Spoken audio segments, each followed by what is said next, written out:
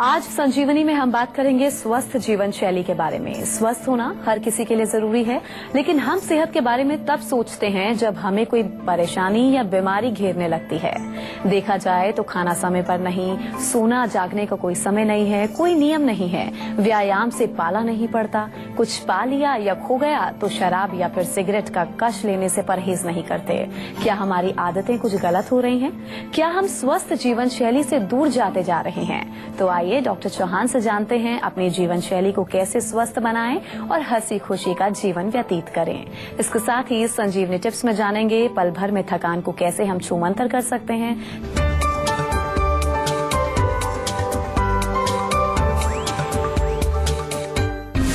क्या आप खाना समय पर नहीं खाते हैं? क्या आप रोज एक्सरसाइज नहीं करते हैं?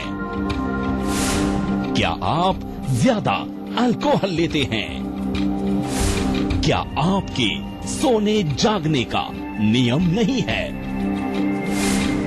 बिगड़ा लाइफ स्टाइल बिगाड़ देगी सेहत। चलिए अब डॉक्टर साहब के साथ हम आज की चर्चा की शुरुआत कर लें। डॉक्टर साहब, लोग ये समझते हैं कि अगर उन्हें बीमारियां नहीं है, वो बीमार नहीं है, तो वो बिल्कुल सेहतमंद है। जी। तो ऐसे में आप क्या कहेंगे, सही मायने में हम स्वस्थ कब होते हैं? देखिए, बीमार ना होना यानी कि अगर आपको डायबिटीज नहीं है, ब्लड प्रेशर नहीं है, सारे टेस्ट नॉर्मल हैं, तो नॉट नेसेसरीली कि आप स्वस्थ हैं। अगर स्वस्थ की वाकई में आपको परिभाषा जाननी है तो आयुर्वेद में तो बहुत गहरी परिभाषा है। अगर हम शुरू करें तो यहाँ कम से कम हम 2-3 घंटे स्वस्थ की परिभाषा पर ही बोले, लेकिन एक सिंपल सा इसको अर्थ समझें। स्व जमा में स्था यानी कि स्वयं में स्थापित होना, यानी कि अपने आप को जानना, अपने सिस्टम को समझना, उसके अनुसार अपना लाइफस्टाइल रखना। या बिल्कुल आपको हम सिंपल भाषा में कहें तो शारीरिक लेवल पर आपको बीमारी नहीं है, लेकिन मानसिक लेवल पर आप बीमार हो सकते हो। आपको स्ट्रेस हो सकता है, आपको किसी प्रकार का इमोशनल प्रॉब्लम हो सकती है, आपको जो है शारीरिक के अलावा, मानसिक के अलावा जो है आध्यात्मिक लेवल पर कोई समस्या हो सकती है। यानी कि हम आयुर्वेद में तीनों लेवल पर अगर व्यक्ति स्वस्थ है तभी उसको स्वस्थ कहते हैं। तो केवल फिजिकल डिजीज ना होना ही स्वस्थ नहीं है, मेंटली और स्पिरिचुअली भी आपको स्वस्थ रहना जरूरी है। और आयुर्वेद वास्तव में एक ऐसा अनूठा एक चिकित्सा शास्त्र है। मैंने बहुत सारे चिकित्सा शास्त्र और भी दुनिया में देखे हैं, लेकिन the most complete medical system is Ayurveda. Her level पर आपकी सहायता करता है। थोड़ा सा आपसे मेरा निवेदन रहता है, इस शो हमने बनाया इसलिए कि इसमें थोड़ा सा रुचि आपकी जो है और बढ़ाइए, इसको प्रयोग करके अपने जीवन में आप उतारिए।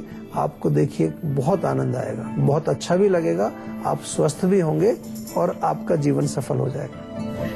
तो वो कौन कौन से फैक्टर्स हैं जो हमारी सेहत को प्रभावित करते हैं, और अगर हमारी लाइफस्टाइल इर्रेगुलर है तो ये हमारी सेहत पर क्या प्रभाव डालती है? डॉक्टर साहब आपको बताएंगे। जी देखिए, हमारी सेहत पर जो प्रभाव डालने वाली चीजें हैं उनमें कुछ चीजें बहुत अहम हैं, उनको समझना चाहिए। सबसे पहली चीज हमारा भोजन, डेफिनेटली हमारी जो डाइट है that is very very important, और डाइट से हमारे रोगों का संबंध है, हमारे स्वास्थ्य का संबंध है। दूसरी चीज हमारा लाइफस्टाइल, हमारी जीवन शैली, हमारा रहन सहन, ये बहुत इंपॉर्टेंट है। मेंटल स्टेट, हमारी मन की क्या स्थिति है, मन हमारा दुखी है, एंग्शियस है या प्रसन्न है, इससे भी हमारे जो है स्वास्थ्य पर फर्क पड़ता है। इसके अलावा हमारी इम्यूनिटी पावर, अगर इम्यूनिटी हमारी वीक है तो बॉडी में बहुत सारे रोग आपको आते रहेंगे। हमारा पाचन जो है, डाइजेस्टिव सिस्टम, उसका भी हमारे स्वास्थ्य से बहुत गहरा संबंध है। आयुर्वेद के माध्यम से ये मुख्य फैक्टर्स हैं जो हमारे शरीर में रोगों को पैदा करने में रोल प्ले करते हैं। अब आपने दूसरा पूछा कि जो लाइफस्टाइल है उसका रोगों से क्या कनेक्शन है? बहुत गहरा कनेक्शन है। हमारा पूरा सिस्टम जो है ये एक रिदम में काम करता है। हर चीज आप देखिए, हार्ट का एक रिदम है, वो 72 टाइम्स पर मिनट बीट करता है। लंग्स का एक रिदम है, इंटेस्टाइन्स का एक रिदम है, सर्कुलेशन का एक रिदम है। तो इस रिदम को मेंटेन करने के लिए हमारा जो लाइफस्टाइल है वो भी रिदमिक होना चाहिए, तभी रेजोनेंस होगा उसका। लेकिन जब हमारा लाइफस्टाइल उलट पुलट हो जाता है, रात को जगते हैं, दिन में सोते हैं, कभी खा रहे हैं, कभी नहीं खा रहे हैं, कोई टाइम नहीं रहता, तो ये रिदम हमारा खराब होने लगता है। और जब रिदम खराब होगा उसी को रोग बोलते हैं। आपने देखा होगा कि हार्ट का रिदम खराब हो जाए तो अरिदमिया हो गया, लंग्स का रिदम खराब हुआ तो अस्थमा हो गया, आपकी आंतों का रिदम खराब हुआ तो कॉन्स्टिपेशन हो गया। तो रिदम को मेंटेन करने के लिए हमारा लाइफस्टाइल बहुत इम्पोर्टेंट है। बहुत सिंपल तरीके से मैंने आपको समझाया है। अच्छा डॉक्टर साहब, ज्यादातर ये देखा गया है कि लोग ब्रेकफास्ट ही नहीं लेते हैं जी, उसकी इम्पोर्टेंस ही नहीं समझते हैं। तो ऐसे में हमारे लिए, हमारे स्वास्थ्य के लिए ब्रेकफास्ट कितना इम्पोर्टेंट है ये बताइए, और इसके साथ ही उठने के कितनी देर बाद हमें ब्रेकफास्ट लेना चाहिए? देखिए डेफिनेटली ब्रेकफास्ट बहुत इम्पोर्टेंट है, और ब्रेकफास्ट जो लोग नहीं लेते हैं बहुत बड़ी गलती करते हैं। ब्रेकफास्ट ना लेना और काम पर चले जाना बिल्कुल ऐसा ही है कि आपको एक लॉन्ग ड्राइव पर जाना है, 400-500 किलोमीटर गाड़ी चलानी है और बिना पेट्रोल भरे आप गाड़ी चलाना शुरू कर दें। बिल्कुल सिंपल समझने वाली बात है।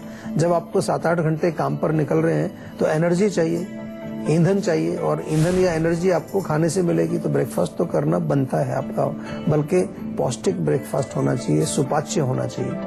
कितनी देर बाद आप ब्रेकफास्ट करें? जब आप सो के उठते हैं तो उसके लगभग 2 या 3 घंटे के अंदर आपको ब्रेकफास्ट करना चाहिए। उससे पहले आप पानी पी सकते हैं, हर्बल टी वगैरह कुछ ले सकते हैं, लेकिन ब्रेकफास्ट जो है लगभग 2-1 घंटे बाद आपको जरूर खाना चाहिए। चलिए डॉक्टर साहब, अब हम जरा एक्सरसाइज की बात कर लेते हैं। कुछ लोग ऐसे होते हैं जो थोड़ा सा काम करते हैं उसे अपनी एक्सरसाइज पूरे दिन की मान लेते हैं। तो मैं चाहूंगी विस्तार से जरा दर्शकों को बताइए एक्सरसाइज हमारे लिए कितनी इम्पोर्टेंट है फिट रहने के लिए। देखिए एक्सरसाइज तो एक्सरसाइज ही है। ऐसा मेरे को भी कई बार लोग बोलते हैं, मैं पूछता हूँ कि आप एक्सरसाइज करते हैं? वो कहते हैं जी मैं तो दिन भर चलता रहता हूँ काम पर। काम पर चलना एक अलग चीज है, क्योंकि उस समय आपके माइंड में 50 तरह की टेंशन है। आप काम कर रहे हैं उस समय माइंड आपका ऑक्यूपाइड है।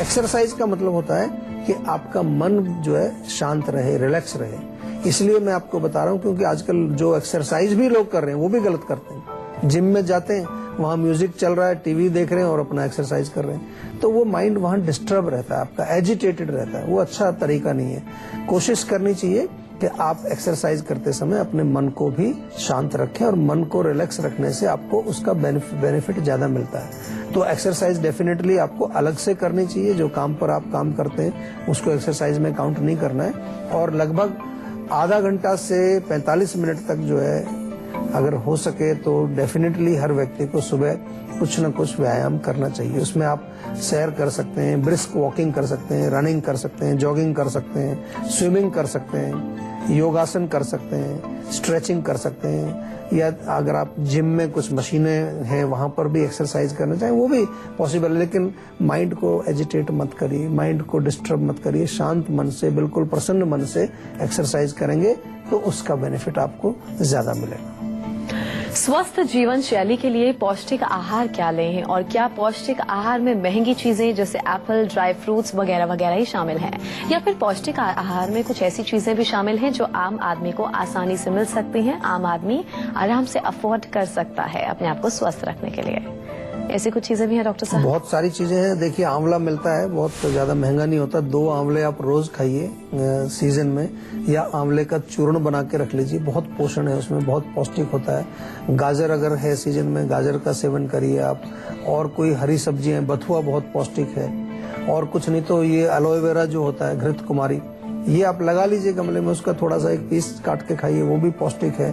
पोषण तो हर चीज में है। मूली में भी पोषण है, पालक में पोषण है। और जो आपके फ्रूट्स, अगर जरूरी नहीं महंगे वाले, आप अमरूद खाइए, बहुत महंगा नहीं होता है, अमरूद में भी आपको पोषण मिलेगा। पोषण तो गेहूं में भी है, दालों में है, चावल में है, पोषण तो हर चीज में है। लेकिन आपको समझ होनी चाहिए कि किस भोजन में किस प्रकार का पोषण है। कुछ ज्यादा पौष्टिक होते हैं, कुछ कम पौष्टिक होते हैं, लेकिन पोषण डेफिनेटली सभी भोजनों में आपको मिलता है। और भोजन का पर्पज ही है कि हमारे शरीर को न्यूट्रिशन की आवश्यकता होती है। और ये बहुत इम्पोर्टेंट है कि जो भी आप भोजन खाएं, पौष्टिक तो वो होना चाहिए, साथ के साथ वो आराम से पचने वाला भी होना चाहिए। अगर पचेगा नहीं तो फिर वो आपके शरीर में फायदा नहीं पहुंचाएगा। चलिए अब बारी है आज की संजीवनी की, जिसमें डॉक्टर साहब से हम जानेंगे कि बहुत सारे लोग ऐसे लोग हैं जो इरेगुलर लाइफस्टाइल की वजह से बीमारियों से ग्रसित हैं।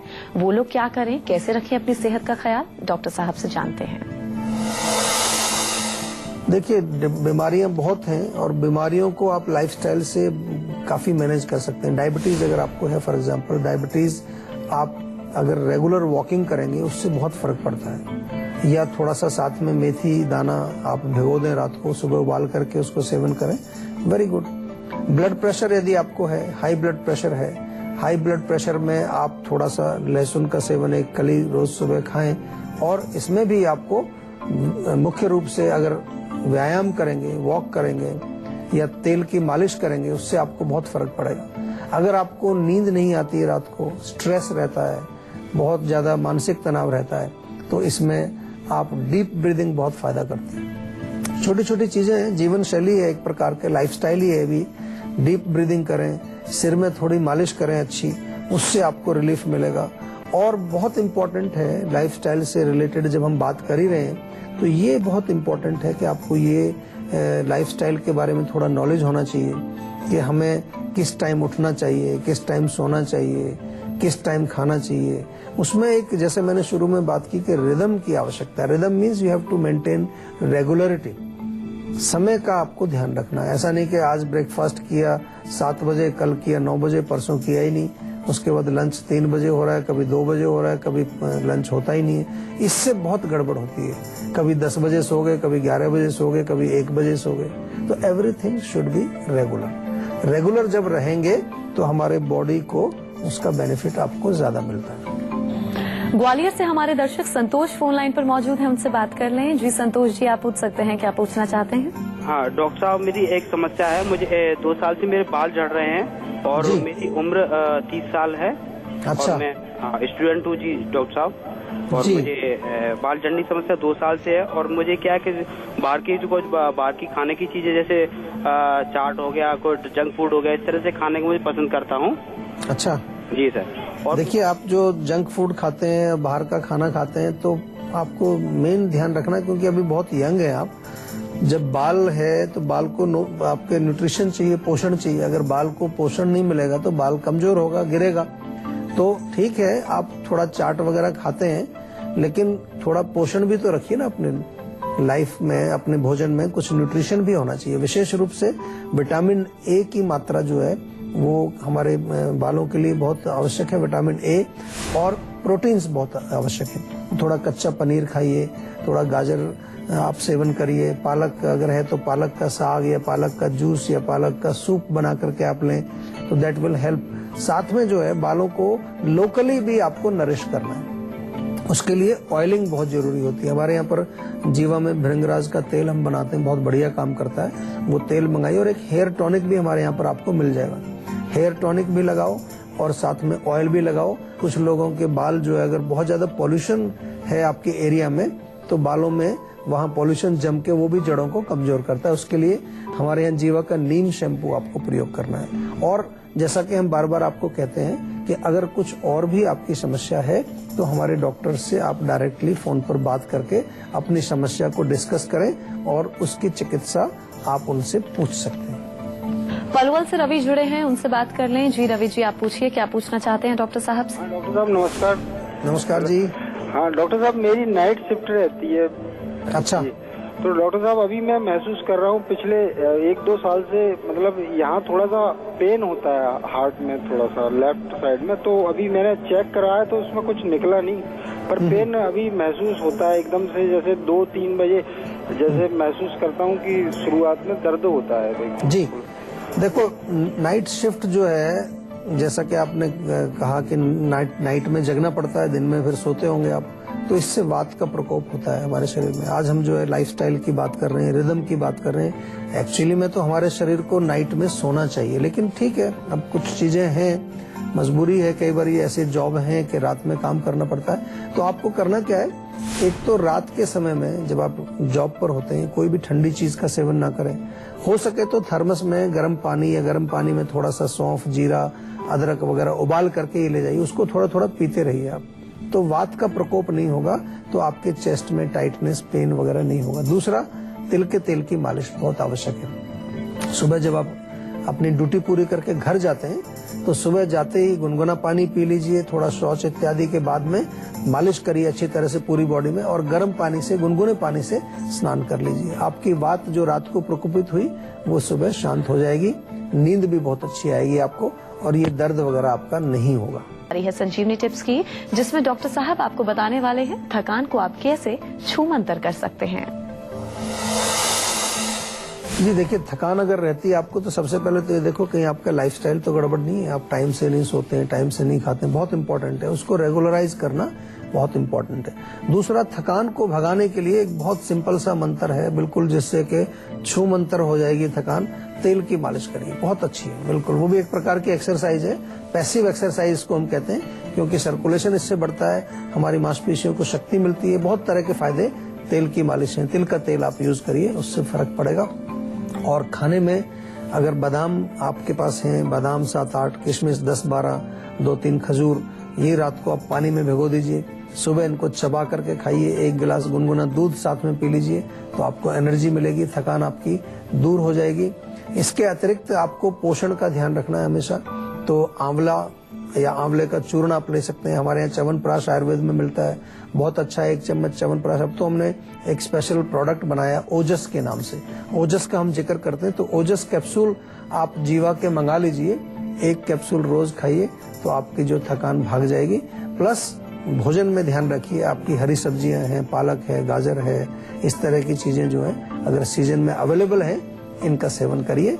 बहुत इंपॉर्टेंट बातें जो हैं वो बहुत छोटी छोटी सी बातें और बहुत सरल बातें होती हैं, उनको हम अक्सर नजरअंदाज कर देते हैं। सरल चीजों को अगर आप ध्यान में रखेंगे तो आपको कोई कठिनाइयां नहीं आएंगी जी।